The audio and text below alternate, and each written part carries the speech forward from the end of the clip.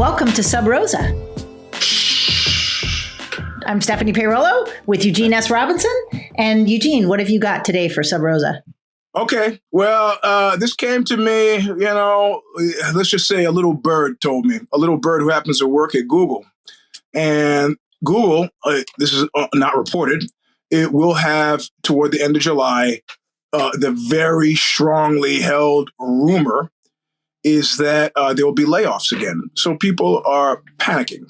And the instance, the guy who was telling me this was he is friendly with his boss who told him in confidence that there are going to be layoffs. He told him by way of saying, I'm keeping the team together. You're fine. I don't care what you've heard. The boss is probably trying to preempt a talented member of the team from saying, screw this and looking somewhere else. Doesn't want that happening. However, he neglected to do a kind of accounting of staff relationships. So the guy who he's told, you're fine, they're not, there's another guy he's friendly with on the team who's a different level, a lower level, who he knows is having trouble. And probably if there are layoffs, this guy is likely to be laid off. He, according to the boss, he is the only one in the group that the boss has told that they're going to be layoffs. How does he honor his relationships with both people? And of course, me being a native New Yorker, I was like, you got to go D&D on this one, dumb and deaf. What the boss told you, presuming he's telling the truth, you're the only one that knows. You can't expose yourself by telling this guy. If the guy is your friend, I got that. He should always be looking for another job. If it's not better, don't take it. If it's better, you take it. But you got to be prepared for this stuff, especially if everybody's hearing the same rumors. Says the guy's married, got two kids under 5. He's feeling some sort of obligation. What should he do? That's a tough one. Yeah. Because I do think that, keeping confidences means you're going to get more confidences, right? You don't tell other people secrets, they're going to keep confiding in you. But at the same time, I can also see that we do have an obligation to one another as human beings, particularly in the, soulless maw of big corporations like Google. Mm-hmm. I also think, too, that there's the awareness that, this man's boss who says that things are going to be fine might not have that much power. Mm-hmm. Right? Mm-hmm. So the first thing I would say to your friend or the person that was talking to you is don't believe it.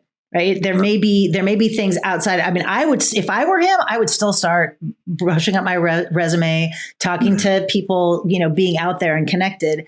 But I agree with you. I think fundamentally, yes, do not say anything to your friend unless there's a specific question that comes up. So something, that I think is permissible to do is if the friend says, let's make this up.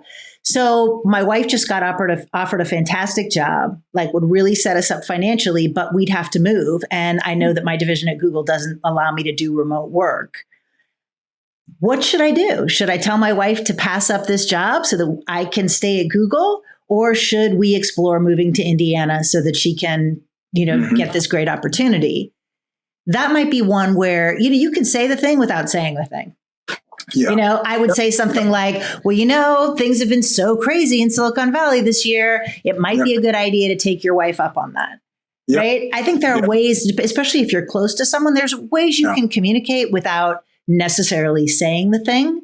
Mm-hmm. So I think that you have to just weigh all of the different factors and also look at 5 years from now, what are you going to wish that you had done? Yeah. Right. Correct. Right. What can you live with as a person? Yeah. Go ahead. I think that I think, and also I have the extra added dollop of where if I were that guy, would I want to know? Would it change the way I approach it? And I'm in a permanent state, a perma paranoia. So I'm always looking for another job, and to just, like I said, if it's a better job, you take it. If it's not a better job, you don't take it. It doesn't hurt to look. Yeah, of course, it's not good for your dating life to proceed like that. But in general, with professional things, yeah, I think that's fine. So I would like to be prepared, so it wouldn't be an issue of whether or not somebody told me something like that. In other words, I'm always expecting it to come. So. And I think that is the best position, particularly if you are working in tech or Silicon Valley right now. I think you should be doing that. The other thing, I read something on social media, and I'm trying to remember where, or I would give it credit, can't recall. But the idea that you shouldn't be loyal to the company that you work for because they're not going to return the favor, but be loyal to the people that you work with. Exactly. Right? And that's what I mean about the 5 years. Like we were in the Bad Boss brief that we did. You were just talking about the fact that both you and I are in touch with people that used to work for us and with us some many years ago. Right. So I have loyalty to those people. Those relationships are going to supersede. And I think also, like, imagine if, we were in a circumstance where we were working together and I knew something that you didn't know. Mm-hmm. What are the chances? I mean, if it was like an ethical thing. Yeah. But generally, I'd give you the eyebrow. I think you would give me the and so because our relationship has already lasted past many employers. So I think that's part of it is it's like, who do you answer to? Who do you want to be? And what's going to be the reaction of that person and how close are they to you? Also, the way we work with words, it would be, technically the boss said, don't tell anybody.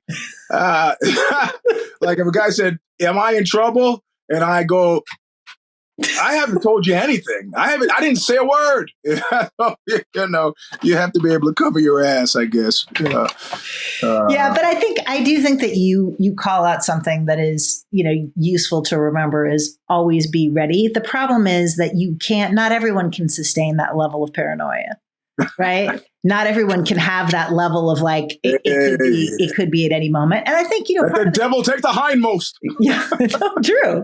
And I think it's also challenging because, the cost of going to work right now. I mean, there was somebody who was saying that I think it was in the paper, the median cost of childcare for one child in the Seattle area is over $14,000 a year. Really? Yep. I would love to pay that. But it's like, you think about somebody who is, they're working at Google, they have a great job, but if they're paying, childcare, full-time childcare for 2 kids, plus housing in, the Bay Area, they may not actually have savings like that. No. That's not what? That. We can switch companies here. The people I know who are working at Google are making money that atrocious. There's a guy I know who's probably functionally insane who works there, has been there 11 months, is disgusted with the place, wants another job, and he's making $70,000 a month. Wow. And he's just had it. He has no food at his refrigerator at home because he eats all of his meals at Google. Because they have a celebrity chef, breakfast, lunch, dinner. He doesn't go to the cleaners because his clothes are picked up from the clean. I mean, I can't feel sorry for anybody who works there. Yeah, I mean, that's true. Although I'm not saying this to feel sorry for people, but it's like, I wouldn't want a life where I was always at work and didn't ever have a meal at home, because clearly if his fridge is empty, it's because no one lives with him except for him. I said, tell me something. Do you have a nap pod and a massage chair and a masseuse at home?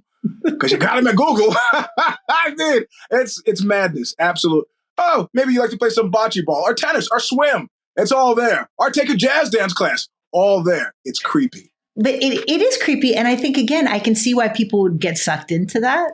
But the idea is it's like, don't build your whole life around them, because they could and evidently are going to spit out, probably tens of thousands of people are going to be expelled from that particular ecosystem with no warning.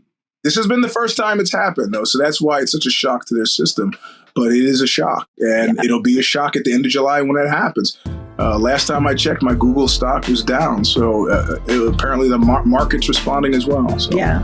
All right. That's our Sub Rosa for today. If you've got other Sub Rosas and questions you'd like for us to answer, WTF@badbossbrief.com. Thanks, everybody. Adios.